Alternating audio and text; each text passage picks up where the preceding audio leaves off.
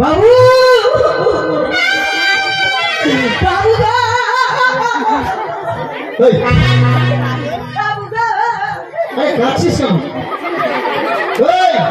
মাথা খারাপ হয়েছে? তুই আমাকে প্রণাম করি আবার নিজে নিজে প্রণাম করছিস? শোন, প্রণাম করবে তো কেউ, তোর থেকে যারা ছোট ওরাই প্রণাম করবে, করছে। তবে নকরি কাঁদছিস কেন রে? আরে কাঁদছিস কেন? কি হয়েছে বলো না। আপনিও কাঁদবেন, আপনার নিচু মাথা উচ্চা হয়ে গেল। পাগল ছেলে, নিচু মাথা উঁচু না, উঁচু মাথা নিচু হয়ে গেল মানে বুঝলাম না। বাবু গো, হ্যাঁ বল না রে। মানে কিনা, হ্যাঁ কি? লক্ষিন্দর কিনা, হ্যাঁ লক্ষিন্দর কি আমার সঙ্গে গিয়েছিল। আরে কি তো গেছিল তো, ও তো প্রত্যেকদিন যায় তোর সাথে। দিয়া কিনা, হ্যাঁ গেছিল ঘুরতে ঘুরতে। হ্যাঁ হ্যাঁ ওতে গেছিল দিয়া। গেছিল দিয়া কিনা এসব কি বলছিস? ওকে ওতে গেছিল কিনা। কোথায়? ওই যে ফুল বাগানে। হ্যাঁ ফুল বাগানে গেল। হ্যাঁ দিয়া। হ্যাঁ হ্যাঁ দিয়া কিনা। গাধা গাধা কর। ফুল বাগানে গেল দিয়া কিনা, ওখানে গেল দিয়া কিনা, এটা কি বলছিস? তো বল না তোরে। এমন জোরে হুড়কি মারছে, আমি জড়িয়ে যাচ্ছি। দৌড়িয়ে যাচ্ছি না, বল ভয় পেয়ে যাচ্ছি। ভিতরিটা সহি করে উঠেছে ঘরে। কেন রে? এখানে বুকে ধাক্কা, ভয় লেগে গেছে। জড়িয়ে গেছি। শোন, আমার লাখাইকে যতটা ভালোবাসি ঠিক ততটা আমি তোকেও ভালোবাসি। আমি জানি বাবু। আরে তুই আমার ছেলের মতো। কিন্তু বাবু এই জন্য তো সংবাদটা দিতে এসেছি। আচ্ছা বল কি সংবাদ? লক্ষিন্দর হ্যাঁ ওকে দিয়া। হ্যাঁ হ্যাঁ দিয়া গাধা কোথাকার। আচ্ছা লক্ষিন্দর বলছে আমি বিয়ে করবো না। পাশের ঘর থেকে বলছে বিয়ে করবো না। কারণ? বাবু হ্যাঁ ও বিয়ে করবে না তো মেয়েটাকে আমাকে বিয়ে করতে পারি না। মাই ধরে বলছি বাবু আমি বিয়ে করতে পারবো না। মাই বলছি বিয়ে করবো না, আমি বয়স হয়নি আমার। তোকে বিয়ে করতে কে বলেছি? বাবু গো, আমার জীবন নষ্ট করিয়েন না বাবু। লক্ষিন্দর যে বিয়ে করবে না কারণটা কি? আমি তোকে বিয়ে করতে বলছি না। বলছে কি যে দেখিনি নিজ নয়নে বিশ্বাস করি না গুরুর বচনে। এই কথা লখাই বলেছে? এই কথা লক্ষিন্দর বলছে। আপনার তো প্লাস্টিক ডাউন হয়ে গেল। আরে প্লাস্টিক না, গাধা কথা কারণ পেস্টিস বলে ডাউন হয়ে গেছে বাবু। এসব কোথায় ইংলিশ শিখলি তুই? গাধা তোকে কে বিয়ে করতে বলেছে? আরে লক্ষিন্দর বিয়ে করবে না যখন, এর তো কোনো কারণ আছে। যখন বললি যে নিজ নয়নে দেখবে না যতক্ষণ ততক্ষণ বিয়ে করবে না, তাই তো? একবার আমাকে করতে বলে না, তাই তো? এটা সুযোগ খুঁজে বিয়ে করবো না। আরে তোকে বিয়ে করার কথা কে বলছে? একবার বলে তাই আমাকে। আরে কি বললি তুই? বিয়ে করবে, হ্যাঁ লক্ষিন্দর বিয়ে করবে, তবে মেয়েটাকে নিজ নয়নে দেখবে। এটা কি করে সম্ভব? কালকে বিয়ে, আর এখন মেয়ে দেখবে? ওই যুক্তিটা বলে দিয়েছে। আচ্ছা কি যুক্তি? ওই যে আপনার একটা 22 বিঘা কি জঙ্গল দিতে বলেছে। ওই ঢোল শুনে মানে উজানির লোকজন যেমন বাজারে আসে, আচ্ছা আর নিশ্চয়ই মেয়েটা বাজারে আসবে বাজার করতে। তার সখীদেরকে নিয়ে লক্ষিন্দরকে আমি নিয়ে দিকে বাজারে যাবো। আচ্ছা ওখানে তাইরে নাই রে বুঝতে পেরেছি। লক্ষিন্দর একার মত নয় এটা বুঝি, তুইও সাথ দিয়েছিস। তবে শোন না করি, আর বিলম্ব নয়, তোকে যা করতে হবে। টাকা যত লাগে আমি দেবো। হ্যাঁ টাকা আমার। ঠিক বলেছিস। মার্ডার করবি মানে?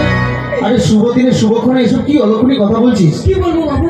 শুভ শুভ কথা বলবি। আচ্ছা ঠিক আছে, কি বলবি?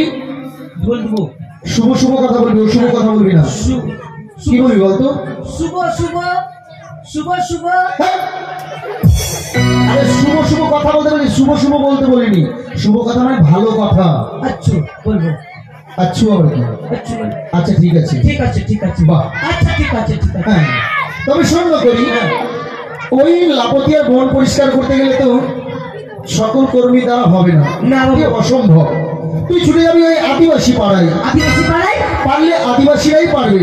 কেননা ওই জঙ্গলে বাঘ ভালুক অনেক জন্তু রয়েছে, তাই পারলে একমাত্র ওই সাঁওতালরাই পারবে সেই বনে গিয়ে বন পরিষ্কার করতে। তাহলে আমি গেলাম। তুমি যত টাকা লাগে খরচ করবো আমি, ওই বাজারের আয়োজন তোকেই করতে হবে। কিন্তু ঢোল দিবে বুঝলে? ঢোল তো দিতেই হবে। দাঁড়ান। কাকা, কাকা ঢোল আছে? এটা দে তো হে। 12-20 টাকা দিয়ে দিব। 50 টাকা চাইছে, তোর মা কথা বলবে? রাজা ঢোল দিবে। আরে নে না, কত টাকা লাগবে আমি দেবো তো। আচ্ছা তুই পার্টি না, আমি তোকে পরীক্ষা করবো। আচ্ছা দে তো। হ্যাঁ বল। ঢোল ঢোল কিসের ঢোল? এটা কি না চামড়া চামড়ার মাটির ঢোল? ধুর পাগল, আরে সেই কথা না, কিসের ঢোল? এটা কালো গাব আছে। আরে হত ছাড়া পাগল ছেলে, আরে কি বলে ঢোল দিচ্ছিস? ঢোল ঢোল আরে ঢোল ঢোল কি বলে ঢোল দিচ্ছিস? বলছি যে আরে ঢোলটা দিচ্ছিস কেন? বাজাবার জন্য। আরে তুই আমার কাজ করতে পারবি? ওই বলছি যে ঢোল আরে ঢোল তো বাজাচ্ছিস কেন? আওয়াজ হবার জন্য।